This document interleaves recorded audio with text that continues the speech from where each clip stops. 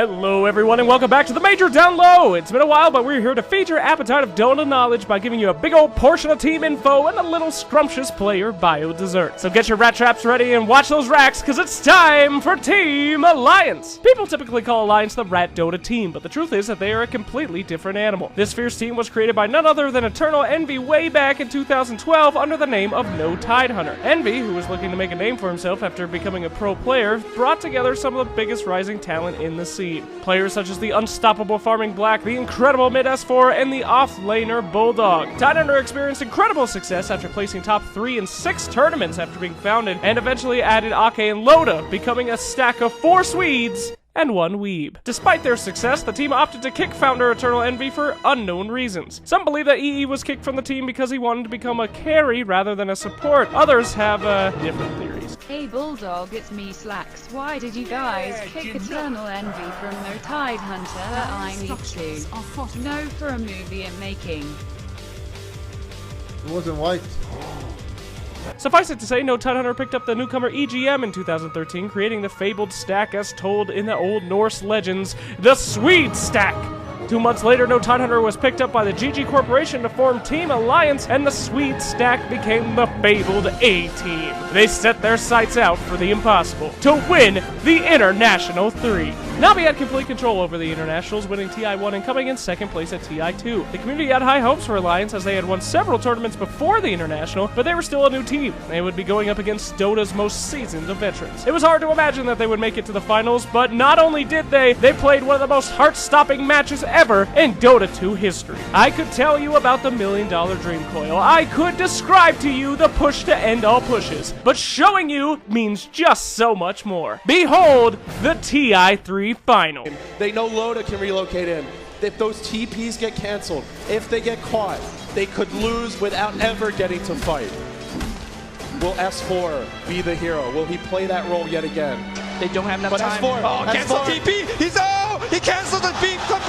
Puppy, he's not going to be back in the base. He's got BKB, but no boots of travel. Oh, Coil on 2. Cancel Stanley's TP as well. They are in Now huge on the trouble. Funix caught. Now if they go for the throne, it could be game. Funix down. Alliance are doing it. They need a little more for those to fall. Throne in jeopardy. There's a glyph. It could be their last stand. Dandy's back. He's going to try to focus everybody, but there's so much stuff hitting on the throne. There's no more glyph available. Down to about half HP, a quarter HP. Alliance surrounding from all sides. BKB, they won this round. They're going to do it. They're going to do it. Alliance wins. They win TI3. Alliance were the kings of Dota only 6 months after being officially formed. They were the heroes of the common man and the kings of the jungle. But then came the frog. Alliance are many things as a team, confident, risky, and strong pushers. But above all, they're specialists. Alliance is a team that is defined by their favorite hero roster and one that every pro Dota team dreads in the ban pick screen. Alliance's hero pool has not changed very much, and despite them being one of the best in the world at their respective heroes, when the nerfs came, they came hard for Team Alliance. Post TI3, after significant nerfs to Nature's Prophet, Lone Druid, and other Alliance staples, the team began to fall to the wayside. Tournament after tournament were lost, and they placed a very underwhelming 12th place at TI4. Hoping for a change with a roster shuffle, EGM moved to Team Tinker and S4 shortly afterwards to Team Secret. The Alliance was broken. The dream seemed dead. But they never stopped trying. Loss after loss, the world looked at Alliance like a one-trick pony. People waited for the team to fully disband, but the team just kept going, despite the lacking of any major victories. Some people think that Alliance are like rats, just because their most famous victory was achieved by Rat Dota, slowly nibbling away at towers and objectives until they crumbled. But the truth is that Alliance are rats.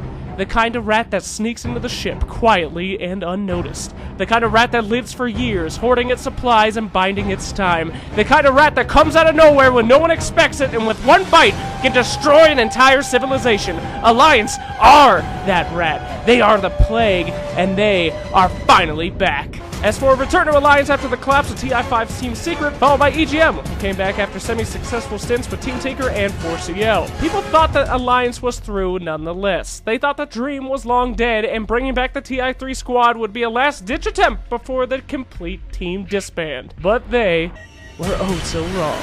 6.86 arrived, and with it, minor buffs that brought some of the team's favorite heroes back from the grave. While most attributed the team's victories to their heroes, the truth is the heroes are only half the equation. Each member of the team is almost unquestionably the best player of their respective heroes in the world. Their most successful heroes back in a usable state and their most successful roster back online, Alliance returned to the fray, and they came back hard. WCA was our first major victory in a long time, despite S4 having what appeared to be a life-threatening disease. At the next major tournament, Star Ladder, the team displayed an incredible dominance, trashing the TI5 winners EG in a 2-0 stomp in the finals and defeating the European teams Liquid and Secret to the surprise of pretty much everybody. Is Alliance back because their core heroes have returned? Some people seem to think so, but others, myself included, think it's more than just that.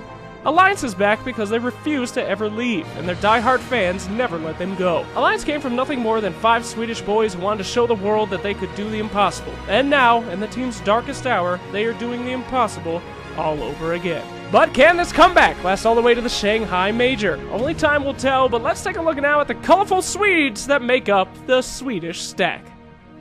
Loda began his Dota 2 journey back in 2005 under the name of Lord of Dol Amroth, which is apparently a reference to a feudal principality in the kingdoms of Gondor in Lord of the Rings. That's some serious shit. Anyhow, after having some fun times in Dota 1, he introduced the game to his classmate Ake, and they traveled the world together ride or die style. After several successful endeavors in the Dota world, Loda and Ake were approached by none other than Malk to move to the professional Dota world in his team, Jukes on You, which is one of the best team names in history. Loda and Ake eventually parted ways with Malk, but continued a friendly rivalry with him, and their clashes became so epic and crowd-drawing that some attribute the rise of Dota as a esport in general to those clashes between them. Loda gathered quite a reputation in the Dota 1 days, being called El God by the Chinese and even introducing the global strat to Dota for the first time. Moving on to Dota 2, after years of success, Loda moved from team to team but never forgot the joys he had during the good old days when he and his Swedish classmates took on the world. On the hunt for an all-Swedish stack, once again he came across No Tidehunter, and the rest became history. After they kicked EE. Loda is known for many things, but he is mostly known for his leadership skills. One of the only members of Alliance who doesn't have a specific hero which he is known for, Loda is versatile, intelligent, and overall known to be a pretty good guy both in-game and out. What makes Loda so liked and respected as a leader is his ability to identify his team's strengths, but more importantly, play around their and his own weaknesses. All in all, his die-hard commitment to his team and his fans is why Loda, despite being one of the founding faces of competitive Dota, is still highly regarded as one of the best players in the world today. As Malk himself said in 2008, Loda has great energy in the game and the magical ability to lead his allies into certain death, but will still come out on top. He has a flair for entertaining people and is a great guy online as well as offline. It's Loda's world. We're just lucky to live in it. We've already covered S4 in detail, but it's worth noting where he has been since. Leading up to the International 5, S4 was the star player of Team Secret, securing them several wins before the big tournament took place. However, during TI5, many attributed the loss of Secret to their star player, and the Golden Boy of Secret took harsh criticisms, deserving or not. With the team gutted post-TI, S4 returned to Alliance and plugged away, climbing back to his top spot in the minds of the hearts and people worldwide. It took some time, but once S4 got comfortable, he got to the killing yet again. Regarded as one of the best playmakers in Dota, S4 has returned to his old favorites Puck and Batrider and has been playing out of his mind in recent months as the mid-captain and frequently sole initiator of Team Alliance. Is his recent resurgence due to the fire deep within him to show the world that he can win another international? Or is it because he remembers moves like the $1 Million Dream Coil now that he is back with his old team?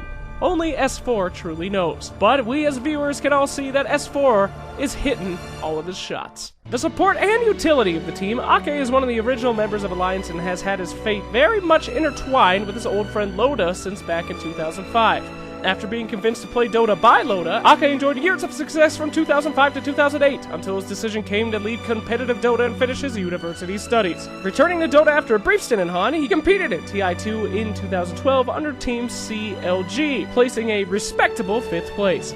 Already sponsored because of their countless victories, Ake and Loda began hunting for an all-Swedish stack, getting close enough with No Tidehunter, kicking EE and adding EGM in 2013. The duo has remained an alliance since its founding ever since. A pro player in both Smash and Dota, Ake has been supporting the carry Loda for around 11 years now, and thus the duo has a synergy that is pretty much unmatched in the Dota 2 scene. While Ake plays a main support, his micro skills and Chen play are what make him a true force to be dealt with. Being the second best Chen in the world, the times when Ake's signature hero is not immediately banned are few and far between, but when he gets his hand on that holy cat man, there's no stopping the relentless, brutal pushing that he can create. If S4 makes the plays and Loda calls the shots, then Ake leads the push. When you are Alliance and you are known world over as one of the most aggressive pushing teams in the game, that certainly means something indeed.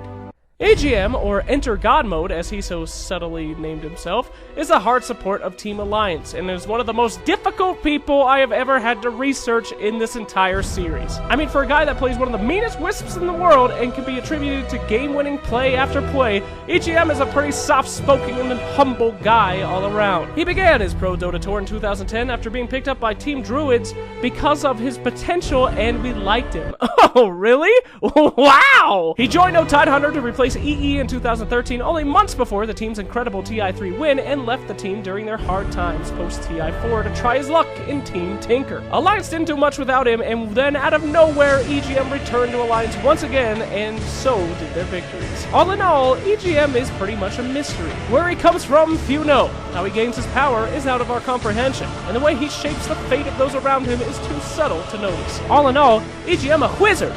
A wizard who needs a goddamn PR department, because it shouldn't be this hard to look up shit about a TI winner, for God's sake. Write a blog or do Ask Me Anything or something, EGM. This shit shouldn't be hard. And finally, Admiral Bulldog. The Dong. Sir Donger of Cappaville. Where to begin?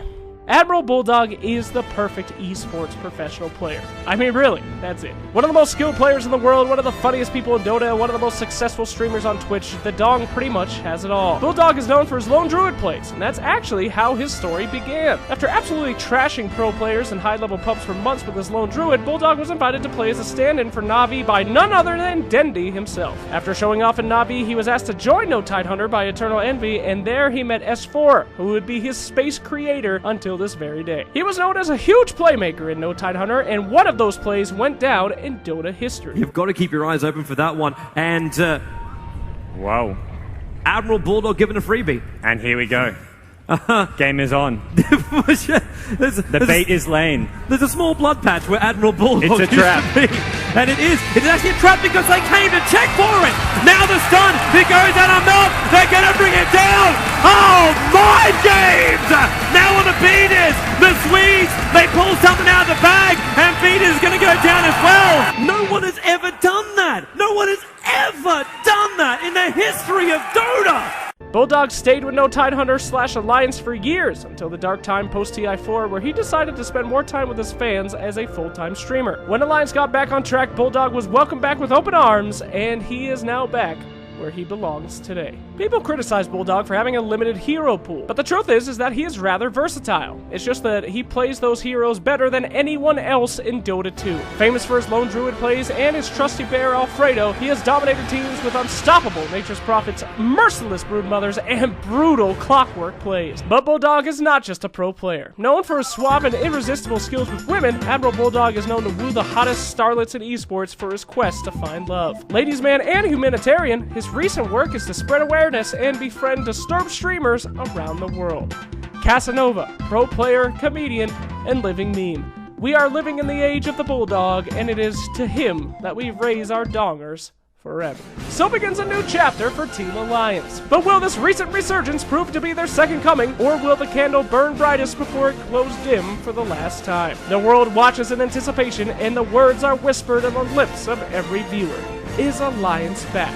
In Shanghai, we will find out. Thank you for watching the Majors Down Low. If you want to suggest a team or have any suggestions, leave them in the comments. As always, thanks to our crew who helped me with this: Robert Davis, Sun Tzu, and Darklight. Thanks again, and this is Slacks. I'll see you at the Majors. Maybe. Probably not for Shanghai. Have a good one.